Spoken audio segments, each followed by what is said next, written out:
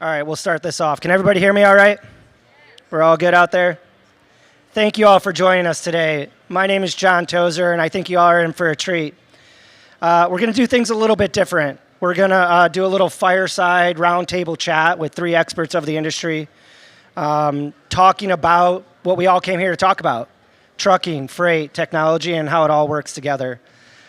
If you don't have fun today, Chad has already said he has some drink tickets. So regardless, we're going to have some fun either during this hour or right after. Without further ado, I'm going to introduce myself, and then we're going to go and introduce all of our experts over here. And then we're going to start that Q&A portion with the folks on the stage. If we have some time at the end, we'll open it up to the audience for Q&A as well. Like I said, my name is John Tozer. Little background, I started my career in military aviation. Flew helicopters in the Navy for just over a decade, did some multiple deployments there, and then decided it was about time to grow up. So I got out in 2019. I co-founded a company called Neutral, which was a digitally first two-sided marketplace in the over-the-road freight market, connecting brokers and carriers almost entirely via API. So real loads, real vetted brokers, real vetted carriers. We did that for about 7 years, and in July of last year, through an acquisition, I joined the highway team to stand up what we call the Trusted Freight Exchange. The Trusted Freight Exchange is that's the business unit that I'm running right now, and it's a two-sided exchange connecting brokers. But the vetting that we had done previously is far more robust than the Trusted Freight Exchange. We do a creditworthiness check on the broker. We make sure that there's never a ghost load posting. It's all real loads from an integration, from a system of record, which is typically a TMS, either a homegrown one or an out-of-the-box one. On the carrier side, TFX is free and always will be free for carriers to come in, to search, and to digitally transact on that freight, that real freight. And we know at Highway we've asked a lot from carriers over the past, and this is our approach at giving back to those folks that we've asked. So we do have some upfront friction on both sides of that exchange in order to participate in the exchange, but we purposely make it a little bit more friction on the front end so that we can reduce and eventually eliminate that friction on the back end so that you can digitally transact. You can call the people that your relationship people at the brokers that are on the platform. So that's my shameless plug for TFX, and now over to the fun stuff. I'm going to give it over to Matthew here to introduce himself. Hi, I'm Matthew Mack Weller. Going on 2 years ago, I started a company called Guild Transportation. Before that, I was in the Air Force for 5 years, left the Air Force, and joined a company called Recruit Military, where I helped write the first draft of the Veteran CDL Act of 2012. From there, I went and worked for Panther as a recruiter, and then from there I decided to start driving myself. And then a couple years ago, this guy over here put a bug in my ear that I need to go start my own carrier, so I did that 2 years ago. So that's it for me. Awesome. Thank you, Matthew. Khalid.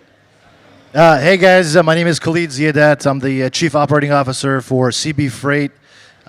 We operate about 200 units. We got 170 flatbeds and 30 reefers. I've been in transportation, this year will be 15 years. I started back in 2011. I started at FedEx, worked my way up, then got my CDL, and been around carriers for about 7 years after that. So currently, like I said, our operations run about 200 trucks. Shout out to my boss and the CB family up front. But yeah, we're here to talk about highway and hopefully helping you guys understand how highway works maybe better and a little bit more about trucking. So thank you. Thank you for coming. Got the plug, you see? Okay. Thank you. I hope I get a hand clap.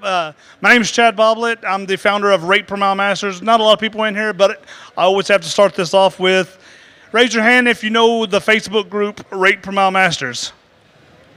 Okay, all right. That's 75%. I did that same question at a TIA event, and which is mostly brokers and the CEOs of carriers, and almost everybody raised their hand. Anyway, I started this Facebook group. Actually, it would be 12 years this month, and it's been going strong for that long. Probably one of the longest-lasting Facebook group that is a good communication for brokers and agents and carriers and owner-operators. And before that, So I've been doing that for 12 years, and I've been a carrier since 2011. And before that, I got out of the Marine Corps in 2006. I was a company driver up until 2011, and that's me. Thank you, Chad. So I'm using my phone just so I stay on track and ask the right questions. I can get us in trouble if I don't. So let's start, Matthew. We'll start with you, and we'll start with just like kind of a snapshot. What do you think is one trend in trucking that is overhyped, and what is one trend that might be underappreciated right now? Let's start with the underappreciated. The relationships that you can establish with the brokers and even the shippers that you're working with. I have a phenomenal relationship with Alan Lunn. Been working with them since day one. It was actually tied to the account that I have. They basically said, "Hey, Alan Lunn, you need to work with him," and we've had a great relationship since. I think the overhyped right now is AI integration with absolutely everything. A lot of us are getting constant AI calls now, and it's just oversaturation. I think that the extreme point at this point. Do you think it's the AI agents that are handling the inbound calls from the carrier, or are you seeing AI agents calling outbound as well? I get constant inbound AI calls, but not from brokers themselves. It's always dispatch services. And then, yes, the having to maneuver past an AI at some of the brokers is sometimes very annoying. Gotcha. Khalid, what are your thoughts, man? Yeah, going back to the AI, I think for us as carriers, AI I think is great in a lot of things in trucking. Obviously, I think we just need to focus on where we use it. And talking about that inbound, for us as carriers, like we don't work with any brokers that have AI carrier sales reps, for instance. We still believe in that personal touch. Freight's still that much valuable than an AI guy deciding to give that load. I understand there's like checks and balances, but that's one thing on the AI side that's kind of overhyped. In our opinion. What about underappreciated right now? Underappreciated stuff. I mean, I would say from the operations side, a lot of the data out there for pricing and stuff like that on the operations side, I think people need to drill more into the micro lane analysis in operations as where they're positioning, and we're going to talk about the vitality of the positioning, the assets, and drilling down to understanding the lanes of where you're running, and pretty much managing your fleet and managing the pricing for that lane versus looking at a number for a state or a national average, versus an exact lane too. So understanding those is very underappreciated, I think, and underhyped in this market too. Awesome. Chad, what do you think, man? Well, underappreciated, overappreciated. Ask the question. What is under? I worded it the right way. Go ahead. I got you, man. What are the trends in the industry right now that are underappreciated and the trends that are overhyped? Overhyped would be FSD.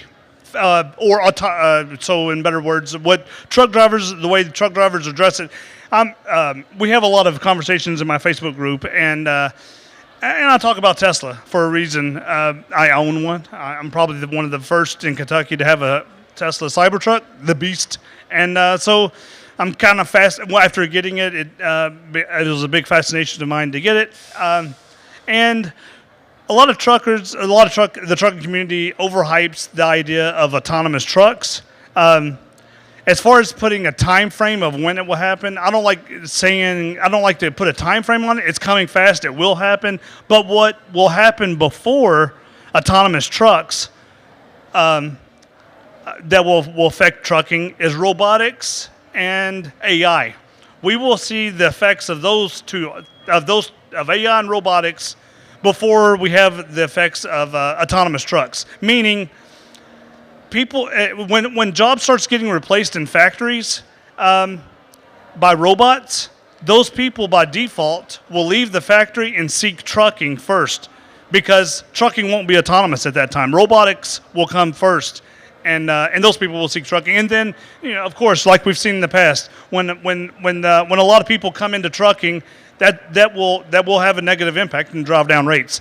So FSD, someone that currently haven't driven a car in probably over a year, means more than probably 2 or 3 miles. My car does all the driving, so I know that area really well. And as confident as I am with FSD and knowing that autonomous is going to happen, like the Cybercab that you see in Austin right now, it's a big difference when you add a trailer to that combination. So if you could put cargo in a Cybertruck, yeah, I could see that being autonomous. But the robotics and the AI will take your job before that will have more of an effect on trucking first. Thank you, Chad. That's a great segue into the next question, and it has to do with kind of everyone talks about this digital transformation. A lot of people talk about AI. Some people have no business talking about AI. I'm probably one of those people. But for Khalid, where have you seen digital initiatives provide value to your business, and where have they missed the mark?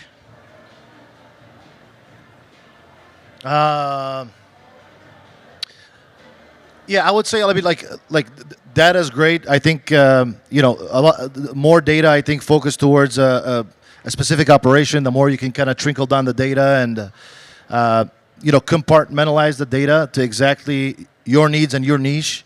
I think AI can play a big role into that. Also understanding your cost, your variable cost sometimes depends on a lot more factors to get like precise with it than just toll and fuel costs. And I think with that we still need to see more. I think everybody's racing with AI to think like a human being versus utilizing the data to help the human being make a better decision. And I think that's a missed part. Yeah, more of like an enablement tool as opposed to a replacement tool. Correct. Or just, because right now if you want to, like it used to take us a long time to pull some reports. We had the analytics guy to pull reports, maybe a couple of them, and it takes us a week to get a certain number for a lane. Where right now we can just plug all those numbers in, something like ChatGPT, and get them. So integrating that as a tool or weapon for our dispatchers and the people in the operation, there's a lot more need for that than making it, I'd say, smarter. So more of assistant type. So yeah, solid. What do you think, Matthew? I definitely think that the one size fits all on some of the things that are out there with services to truckers is going away quickly. I know last year I was paying for a service that was promising to help me get loads, and I got 0 loads out of it, and I was paying $250 a month, and it's just the one size fits all doesn't actually apply. I think AI is definitely helping us streamline everything, as you were saying. I mean, the back office stuff that we have, we can drag and drop our rate cons into the system that we're using, and it just generates everything for us. It initiates a tracking for us. It does everything for us. It's so smooth and easy, and it actually fits what we're trying to do instead of getting a package and there you go. It'll do everything for you. It really won't. So, yeah, one of the hardest things to trust to follow up on that is making that decision. I mean, I think most of us owner operators or driven trucks, we dispatched at one point. I don't think anybody off the gate started with a dispatch service, but and that is one of the most sensitive things as a owner of a company to give away to AI. It's making that decision on what rate to take. That final negotiation and that trust, that is the hardest part. And it should be the last part that AI will go into. We got to fix everything else back at the office. If you're an owner-operator on the road and you have 10 trucks, and you have AI doing your maybe some of the safety compliance, some of the billing, some of the QuickBooks stuff or the accounting, that is a lot more help than having somebody pick up and answer the phone. So yeah, AI is gonna change. This is the part where underappreciated. Where as the trucking community, we're not talking about AI enough. I spend probably several hours every week studying AI. The more I use it, the more I learn. A lot of people get discouraged with AI because it makes mistakes. yes, it does make mistakes, but it's getting better. And if you look over time, how much it improves in the little bit of time that it uses, it's just unbelievable. Take any load board that you use, DAT, Highway, CH Robinson. Take any of those load boards. And pull. Filter down to what the loads that you want to look at only. Screenshot that, or you can copy and paste and put it into the AI you're using. The ones that I pay for. I pay for the advanced versions. Gemini, my favorite. ChatGPT, still like it for graphics, and then Grok. Those are my favorite. Probably a fourth one that I might add later would be Claude. But take any of those screenshots, copy paste the data, and put it into AI, and ask it any question about that data, the data that you put into it, and the results is just amazing of how it can come up with the stuff that it comes up with. Like, I want to take this load to Florida, but when I leave Florida, I want to go back to Georgia. Is what's a good fair rate for this? And I mean, just and then on top of that, start researching the broker that's got the load. I mean, the AI will tell you all of this. I'll give you all the options. This is your best option. For more money, this is your next best option. So, I mean, it's going to play a big part in how we move in the future when it comes to using the load board. That will be, AI will be all about load board activity in the future. Yeah, and if you don't even want to use the load board, you just come to an exchange, right? Or an exchange. Yeah, Highways will have an exchange. Highway does have an exchange. Yes, Highway has an exchange. Awesome, thank you. And that this is and that is the big part of why I am partners with Highway and talking about Highway is I want to be a part of this exchange and advancement in load board activity or exchange activity. Yeah, and a lot of what you had mentioned there around, taking the screenshots and all the different places that you go to book freight was one of the reasons that we built an exchange that now has 171 brokers that are fully integrated. So instead of going to your 20 tabs on the top, come to one, and that doesn't mean you're getting rid of everything yet, right? It means you have a really good, solid place to start comparing things to. You have a secure place to transact. You have pre-vetted brokers, so a lot of the diligence that you might have done before can get out of the way at the beginning. And then you have a partnership with Triumph where we'll surface what that lane is currently going for, so you can see if it's a good deal or if it's a bad deal, or if this is something that you want to hold off on and go somewhere else, right? So, Matthew, back to you, man.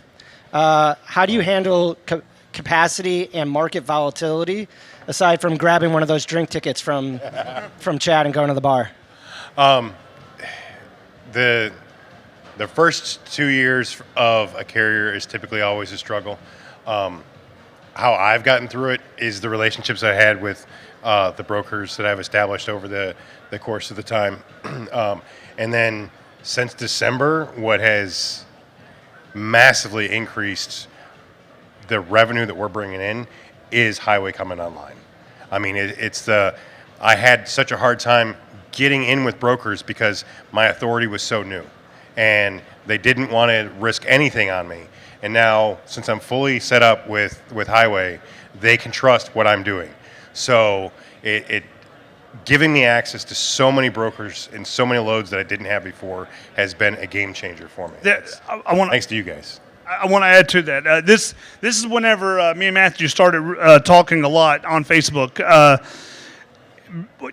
I kind of talked Matthew into getting his authority. He followed my advice and he went down that route. And I'm like, the guy listened to me. He did what I told him to do, and now he's doing it. And now he's coming to me telling me he's having problems working with these brokers. I felt the pain. I'm like, I can't let him fail, because of this happening. And so I felt your pain whenever that was happening. And so I'm glad. That's last year. Yeah. And I mean, really done well.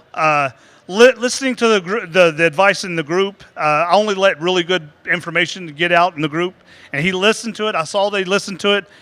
I mean, congratulations to this guy. He's done so well to get his authority, to go from being a truck driver to getting his authority and have done as well as he has. Thank you. What do you think, Clyde? From our end, I think one of the things that we can do is. What are my thoughts? The question one more time. I thought about No three things, problem. and that was emotional for me. And I was like, "That's amazing." No, Yeah, no, I get it. Yeah. I get it. It gets emotional for me when Yeah. I'm grabbing one of those drink tickets from Cat, so I totally get it. market volatility. I Yeah, remember. yeah. Okay. How are you handling? I mean, and maybe to rephrase it, it's we see tender rejection rates going up, Yeah. skyrocketing. We know that we've been kind of in this freight recession for, depending on what you read, who you listen to, what you actually see. Yeah. It's between like 5 years, 3, blah blah blah, Correct, right? correct. But it's like, how do we handle the volatility? How do you handle It's that? our time, right? Right, carriers? It's about our time, right? Yeah. There you go. No, so I think and I preach this all the time, as a carrier, you have to have an identity. And I say this all the time. So you as a carrier, you have to understand, with one truck, two, three, 4 trucks, you build a relationship with your brokers. So they kind of know who you are, right? They know what kind of service you provide, what industry you're in, what lanes you like to run. And doing that on a bigger scale is a little bit more challenging, and it has a lot of different departments and different operations, especially if you're running multiple regions and multiple types of equipment. But I think establishing that identity, making sure your customers know who you are and see you face to face is a huge part to it. Me and Serge, the owner, we fly once a month to meet our customers and our brokers, kind of face to face, and see what we could do to improve on our end and what they need to. As a carrier at that scale, you are just an extension of the sales department to the brokers.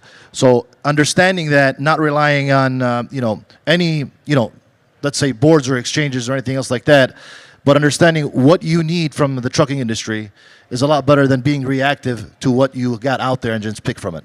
So being more proactive in, this is what I want, this is what I pursue, let me focus on that, this is my identity, and I'm not shifting from it. This is what I'm focused on, I'm committed to it 100%.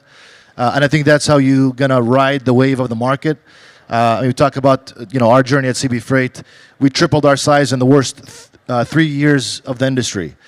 So tripled our size in the fleet, and revenue growth and all that good stuff came with it because we focused down on our niche and what we want to do. And you guys can do anything with trucking. I mean, I see anywhere from dump trucks to flatbeds to everything here. So you just got to pick your niche, make identity, and focus on that, and you'll ride any market out there because you understand everything. So you set your numbers too. I want to talk more about that. You know what? The thing that's sticking out with that I'm really liking about Highway is the identity it does give me. If we go back to all the way up till now, picking up the phone, calling the broker, and having a conversation, telling the broker, "My name is Chad Boblet. I own a truck. Can I do your load?" You have to play the game. You have to play the negotiation game. And the broker, okay, you're Chad Boblet. What does that really mean? I'm just an owner-operator carrier of one truck. It's hard to sell that, but with a system like with what Highway is providing, that's telling the broker, okay, look me up. You can see who I am. I check all the boxes. I'm fraud free. I'm a good to go person. Everything Highway is going to tell you, it's kind of like gives me a scorecard. I don't have to tell you anything about me. Right here, look it up. It tells you everything. Matthew, he said, "What'd you do at Panther?" I was a recruiter. A recruiter at Panther. And the reason why I bring up Panther used to have a vet. I don't think they have it anymore. But a long time ago, the Panther was my secret weapon. I do a lot of talking on Facebook. Well, it's not to promote Panther because they don't even. It's not the same as it used to be. But and I did not promote Panther because I didn't want anybody else to know about Panther when Panther had this. What I call the secret load board, and it was what made it what made it different than any other load board or the exchange, or the way it worked is it was just for the brokers at Panther, is that it would give carriers a scorecard. I think they called it a tier 1, tier 2, tier 3 provider. Well, if you were like an expert, you did everything the right way, showed up on time, and gave you a scorecard, I, as an owner-operator carrier, could compete against fleets, and they would pay me more. I could put in higher bids, and the Panther would still call me and let me get the load over the big fleets. This is what Highway is going to do for the small guy. They're going to give us a scorecard and let us compete with the fleets. And they're going to give people that whenever I get someone like Matthew and talk them into getting their authority, they're no longer a new guy. They'll be having a score at the very beginning, and that brokers will be able to trust and be able to use them. And you're spot on, Chad. I mean, that's why we created friction up front. is to have those eligibility requirements to get the best people in there, to get the best companies in there, so that we could have that secure transaction at the back end. But also to your point, and I think it's always funny when you're like, oh, they're going to do this, they're going to do this. I got to call my product guy now because he's got some work to do. We got to tier out carriers. I mean, that was for Q2, man, not next week. This is why I joined. I know, I get it. But yeah, to your point there, like if you have a closed network exchange, a good example of that is kind of like Robinhood, where anybody with a heartbeat and a credit card and and the ability to like kind of link up your brokerage account can go and buy crypto on Robinhood, right? That would be kind of your minimum level. But then if you want to trade options, you have to kind of meet a couple more standards, right? Now you can go long or short on different companies. And if you actually want to sell options, you have to be an accredited investor, right? So there's different tiers, and that's similar to how we're thinking about building an exchange here. Is you'll have different tiers, and there'll be different value for different people based on those eligibility requirements within that. Back to the questions. All right, Matthew, we're going to start with you again here, man. So brokers and carriers have historically had, let's just call it tension between each other. This is apparent on some Reddit forums, maybe on Chad's channel on Facebook. Do you think the tension is overblown? Is there an opportunity to mend relationships? How do you see that? I've had bad experiences with some brokerage. I've had bad experiences with brokers at Allen Lund. I just don't deal with that broker anymore. I think that's the biggest thing is building relationship is on both sides. It's both on the broker side and on the carrier side, and also on the driver's side. If you have multiple drivers, your driver can completely destroy that relationship. I think that's the first step in mending it is working on that relationship from both sides and basically just trying to work together as best you can. Yeah, man. What about you, Khalid? Yeah, from our end, there's always been tension, obviously, and I think it comes at different levels, right? Different kind of scales from an owner app to running a fleet and a larger fleet and so on and so forth.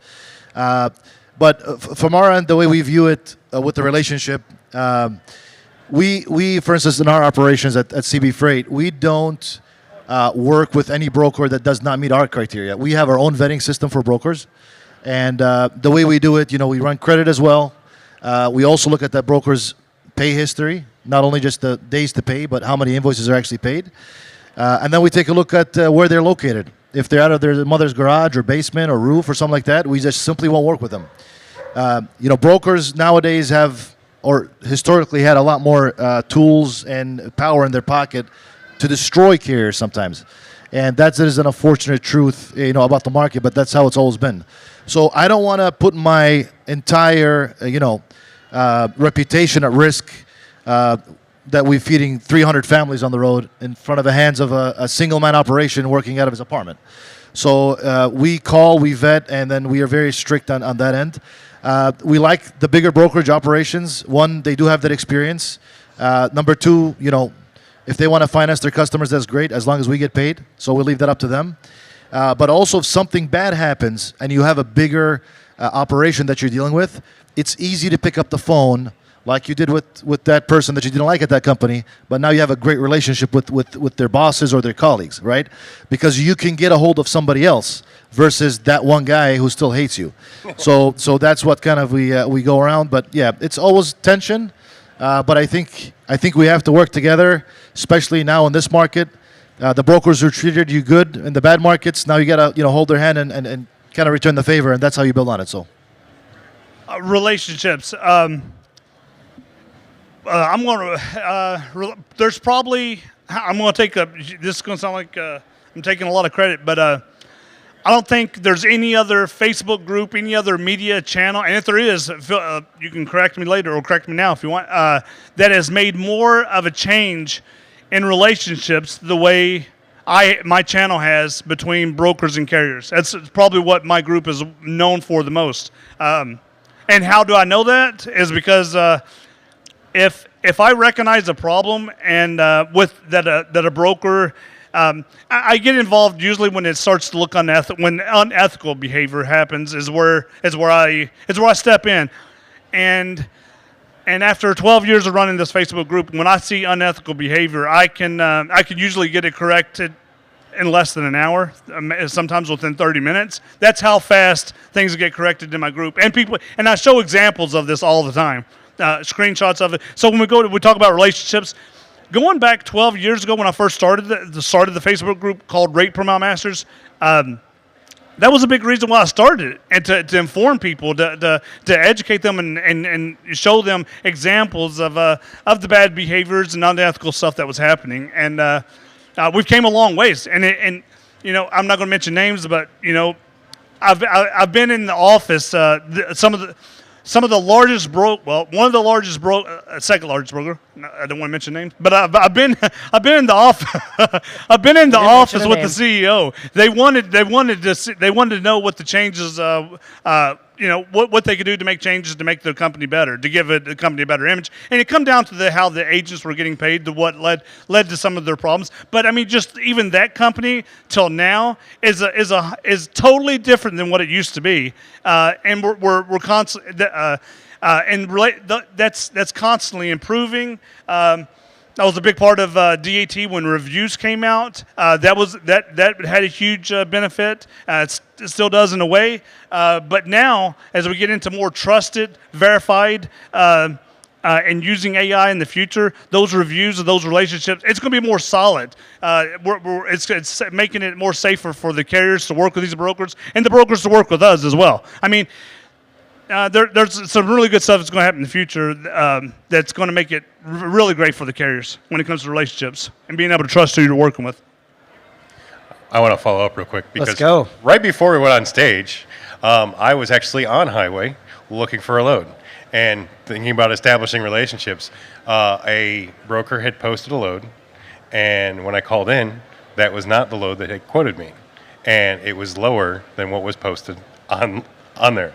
So it's the little things like that, like you're posting the load on the boards for one thing, and then when I call in, you're immediately trying to undercut it. It's like I'm at least looking for what you just posted.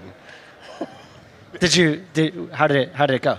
I called him out and he basically said, "Look, this is what you're posted on highway," and he's like, "Well, I'll have to get approval for that." It's like it should have been approved to begin with on that.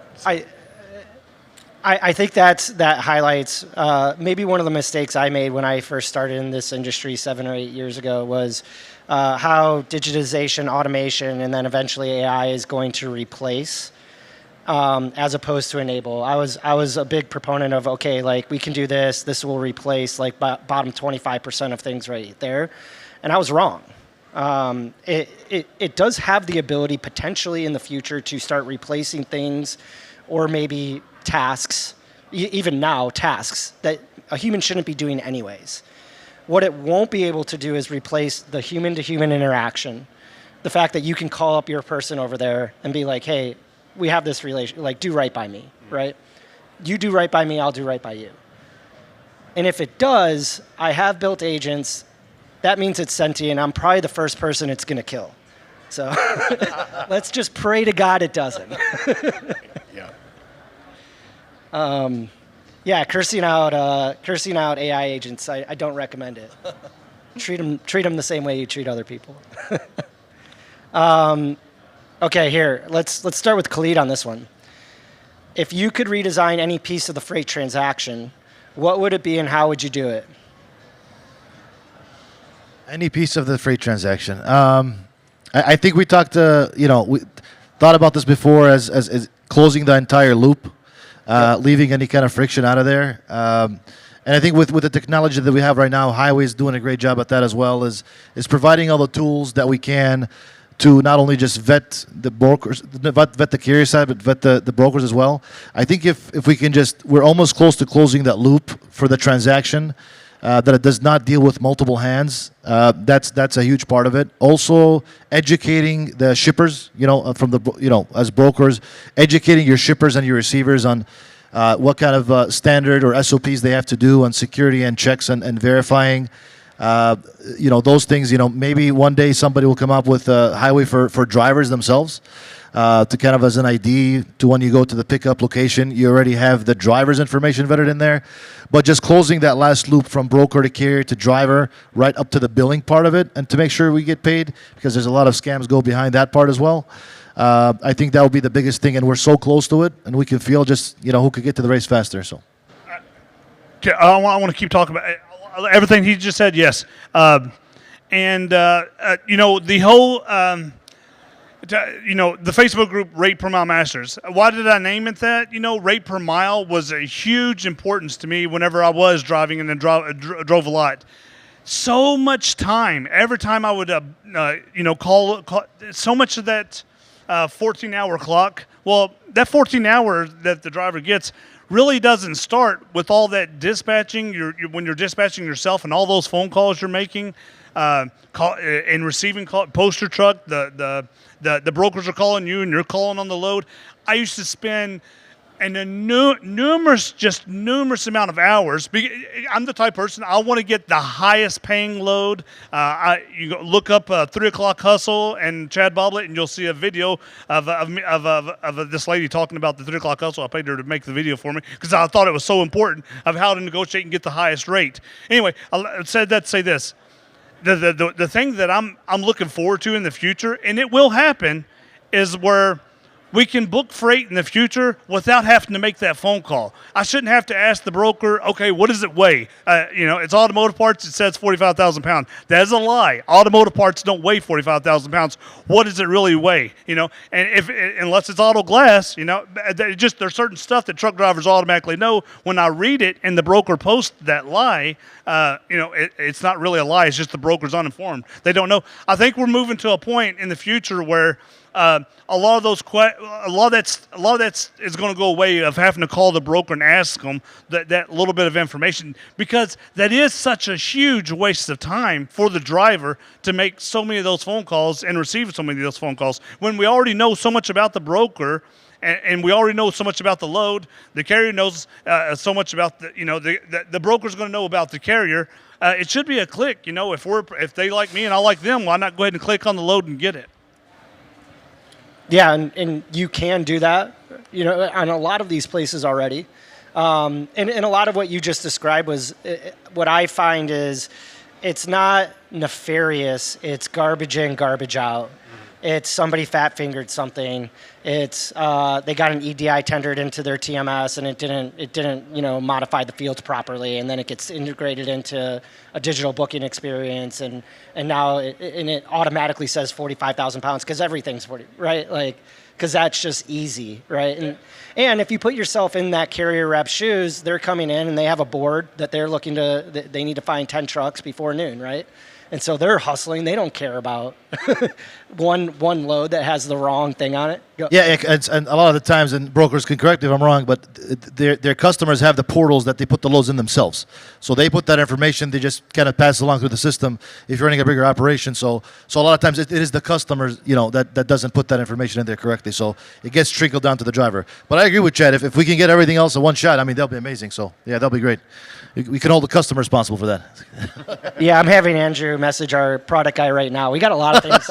we already got a lot of things moving for you guys. 10%, just sure. Yeah. If it wasn't free already, it'd be free for you. Okay, this is you talked about this a little bit, Khalid, already. So I'm gonna. I think you already hit on it. So I'm gonna go to Chad on this and then back around the table. But you talked a little bit about data. And it seems like we're drowning in data. We have so much more access to data than we ever have. But clean data, at least in my opinion, and I find this just in my day-to-day, getting clean data is incredibly difficult. And then being able to leverage that data in a way that actually provides value is even more difficult.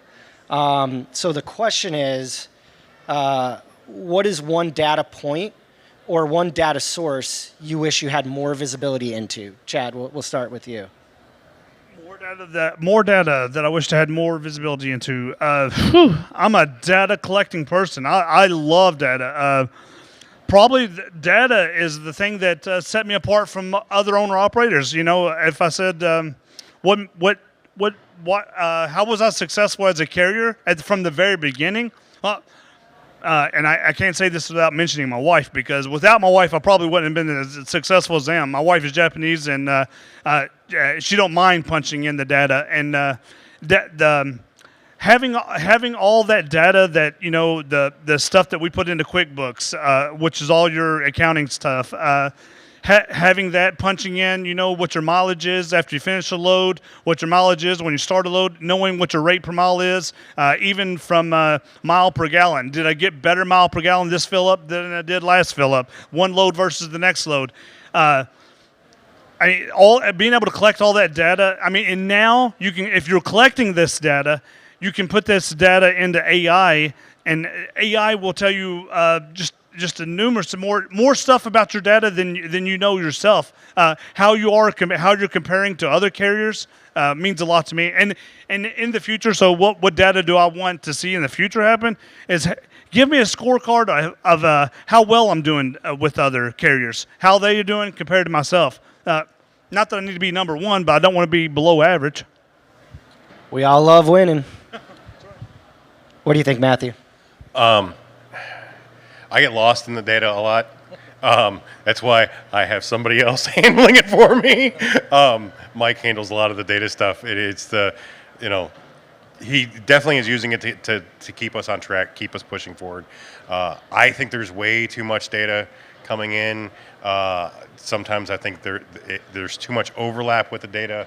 I get a broker that wants me using their tracker, plus I have to use the other tracker, plus my ELD is another tracker, and it's like, can't you guys just work together and use the one source? It would make things so much easier. I think that we're drowning in too much accessorial data. Two things that was just mentioned. Matthew is a brand new carrier. He's using someone to help him understand to collect and understand his own data. I used my wife from the very beginning. I didn't know nothing, but I knew I had to keep track of this data to be able to. It's like CEO type of information. Just because I'm a one-truck guy, CEOs from big corporations, they use that information. They use that data to be able to make their business great. We should be doing the same as an owner-operator carrier. Yeah, I agree 100% with all that, and I touched on it a little bit. But at our level, we use our own internal data at this point. We collected at least 3, 4, 5 years worth of good data since we switched our TMS, and we kind of use that to our advantage. Outside data is always good to use as a benchmark for something. So you could always benchmark, what's the average cost per mile for a fleet of this size or a fleet of that size, and you play with the numbers a little bit. But having your own data from day one, especially at a larger scale, it's I think the most accurate, especially if you're a little bit more specialized, because almost everybody as an owner operator is starting out within that, I would say 100 truck size, 50 truck size, 75 truck size. You do operations a little bit different than JB Hunt or Schneider or some of the big guys out there. So having your own data from day one, you always want to kind of keep track of that and kind of reference that and see how you're doing, year by year compared to the, market out there. The fuel nowadays is going crazy, for instance. So you have to understand your numbers very, very well. We have a great CFO in our company. I have 2 analytics guys that are doing it, plus a very expensive TMS, which I'm not going to name right now. But, all those are pouring data. And if I just need something or need to look at something, I just tell my analytics team, hey, I need to understand exactly how much it costs me to do exactly this. Or shipping a rocket ship to Kodiak, Alaska, which we're doing next month. So we need to understand kind of, the operations side, safety side, and all those things. So we have the data. We just have to have the, smart and level-headed guys to actually do it, which I'm grateful for them. I just get to make the decision, so. One more thing about that. Rate per mile. It's nothing but data. And usually that is the first piece of advice I can give anyone whenever we start talking about data is whenever someone has a question, how do I get better rate per mile? How do I get better fuel economy? Is knowing what your number is. Kevin Rutherford once mentioned, he gave me this piece of advice, and it actually works. The cheapest way to get better mile per gallon is to know what your mile per gallon is. Until you know that, you're not going to improve it. How do you lose weight? Know what your weight is. If you don't know, that's the best. It's just the same thing with when it comes to rate per mile. That's how I came up with the name. You're never going to improve that rate per mile unless you know what that rate per mile is, because anything that's less than your average will make you sick if you take that load. Yeah, you're spot on. How do you guys see the difference between and I don't know if you guys think about it like this yet, but the difference between rate per mile and rate per hour? For me, well, I did a commercial for Uber Freight, and it pops in my head. And they asked me a question. It comes on CNBC sometimes. They talk about Uber in their stock, and they play this video, which and it's a picture of me when. But during that video, they asked the same question. They asked, why rate per mile? Why not rate per hour? And I said, the question was, what's more important? And I said, rate per mile. Everything being average and considered normal, of course, if it takes all day and you're only doing 10 miles, that's not really average. That's why I've always said rate per mile. But of course, time is more important. If you're not making a profit that day, it kind of so time is of importance. But everything being equal, everything being average, rate per mile is going to mean the most to me. I'm actually at more towards the rate per hour side because my main account is actually multi-stop LTL. So I have a base rate of rate per mile, but then I get each stop pay. There's certain stops that are going to take longer than average. So all that's built in. So all my stuff is actually integrated more on the hour side. I'm going to actually go on both. I think they go hand in hand very, very well. Because depending on what you're running, like because we run a small reefer fleet, and it's a nightmare.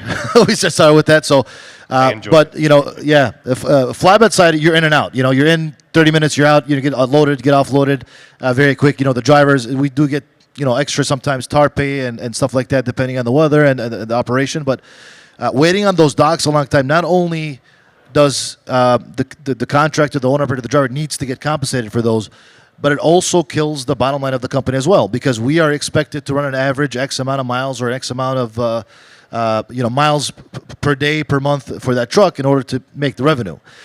Any numbers you want to punch in, if you want to calculate your rate per mile, you have to put an average mile you're going to drive every month at an average time you have to get that achieved. So they have to go kind of hand in hand. If I had to pick one of the two, I'll go per hour. From my ops guy, pay me per hour, even if I'm driving or not. And then if I'm waiting against docks, at least I'm a happy camper. So I'm not spending the money on fuel. The detention plays a big part in this. So when it comes to rate per mile, I know, because I've done this so many times, I know when it comes to detention, I know what loads are going to, I don't know it, none of us want to get detention. Probably the hardest thing for an owner-operator to do is to negotiate detention.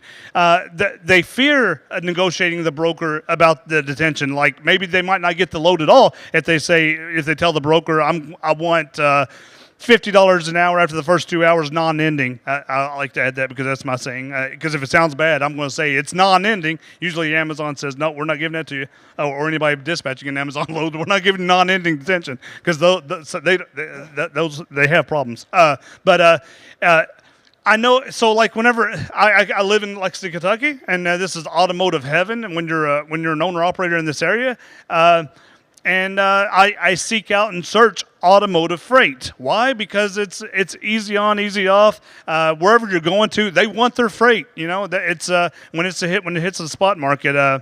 And if it's recyclables, anything recyclables, they don't care about your time. Those loads are going to eat away at your time. Usually, the more it weighs, the less it pays. I made that ditty up. You're going to be at that dock. They're going to take all. They're going to maximize as much as they can for that dry van trailer, and it's going to eat up a lot of your time. They're being as efficient as you can.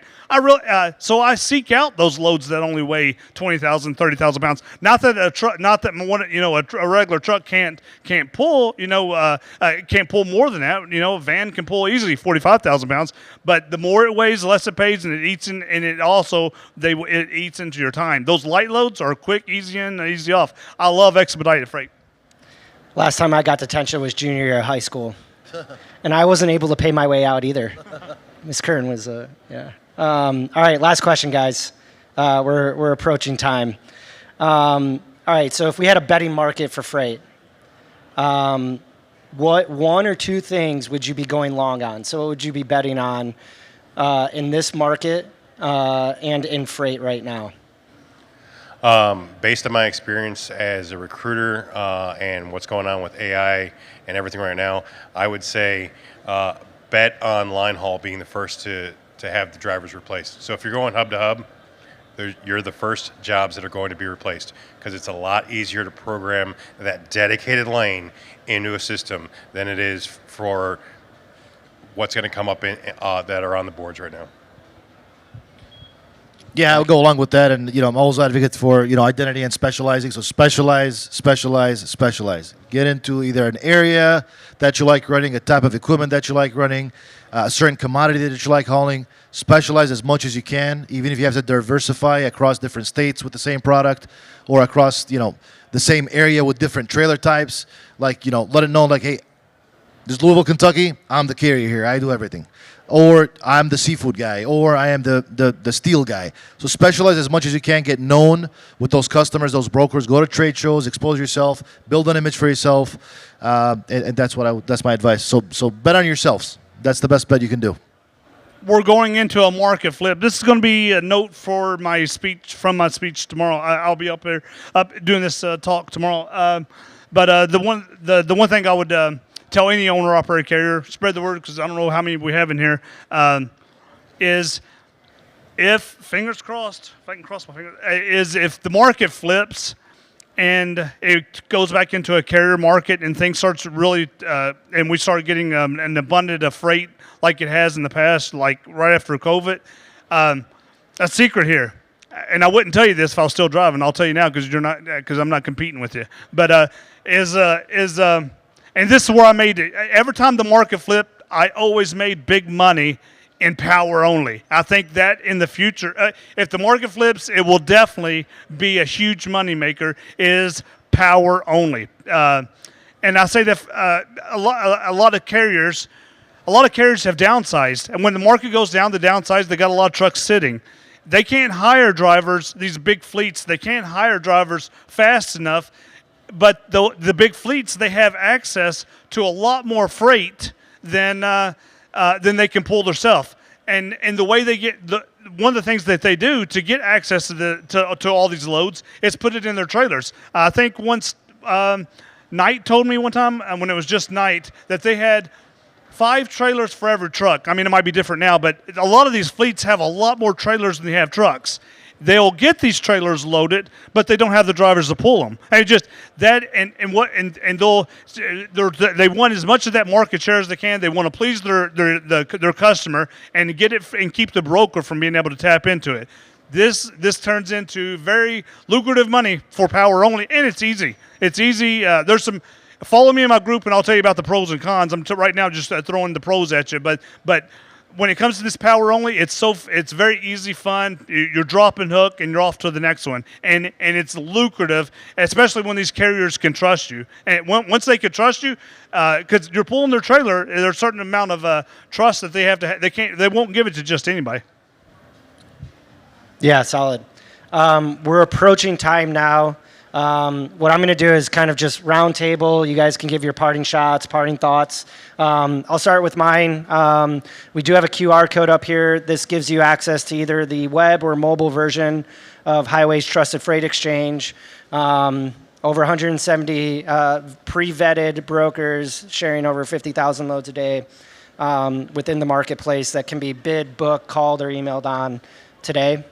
So if you are looking to help yourselves with backhauls, or if you are looking for good freight from good people out there, great place to start. Matthew, what do you got, man? I would remind everyone that trucking is a skilled trade, and one of the things that we used to have in the skilled trades that we don't have in trucking right now is apprenticeships. We're not helping the new guys get started, come up. Yes, Chad has an amazing group that helped me, but it's the one-on-one stuff. I don't want to be constantly bothering Chad when he's got other stuff going on. We need to establish more apprenticeships, not just on coaching owner-operators, not just coaching drivers, brokers as well. I think that apprenticeships need to come back into this industry.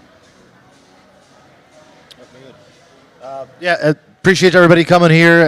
I don't know if we're gonna have questions or not. We're gonna have time for that, but thank you all for coming to see us. One thing I would say about the industry, I think along with apprenticeships, I think more of the lawmaking side and more of the enforcement side from DOT, law enforcement, stuff like that, need to actually be a little bit more closer to us and kind of what we have to deal with in a real, loading, offloading situation, really what's going on at those docks and the hours and, kind of the entire operation. I think listening more to what we have to deal with versus, I think I read some stat that the DOT, 85% of the manpower of the DOT is in aviation or something like that, which was so interesting to me that 50% only is allocated to trucking on the road, which I feel like should be a lot more allocated towards trucks on the ground. That's backwards, right? Because like 80% of Correct. like the freight is moving Correct, by over the trucks. road at some point. So more of that I would say, and that's it from our end. I think more education. I am giving a class tomorrow at 3:45 about how to why most fleets stall at 25 trucks. So I'd love everybody to come there to give you some tips and tricks how to grow your fleet from the 10, 15, 25. If you want to try to scale from that end. So, but I appreciate you having us. Yeah, Love that. Again, my name is Chad Boblet. My email address is chad@chadboblet.com if anybody wants to contact me. But the best way is through my channel, which is Rate Per Mile Masters, the Facebook group. And my Facebook group, again, has been around for 12 years. And the sales that my group currently generates is over 10 million per month. And all that just happens in a Facebook group. So some people say, "Oh, it's just a Facebook group." No, 10 million is a big number. 10 million per month. That's a big number we're doing in sales, and I take care of all my members. If they don't have problems, when they do have a problem, they come to me and I get it solved. So good. It's a good resource if anybody wants to join. Thank you all very much for your time. Thank you everybody for joining us today. I'll be around if you guys will be around over here, and probably grabbing one of those drinks from Chad here to talk some more. Yeah, I'll add one more thing about the drinks. I'm getting ready to head over there right now to the very front entrance and handing out free drinks, beer. I think they give you a shot of liquor, maybe, but it's the beer. It's the beer, so we can have some fun. And I'll meet you all over there if y'all want it, and we'll talk more about Highway or Triumph.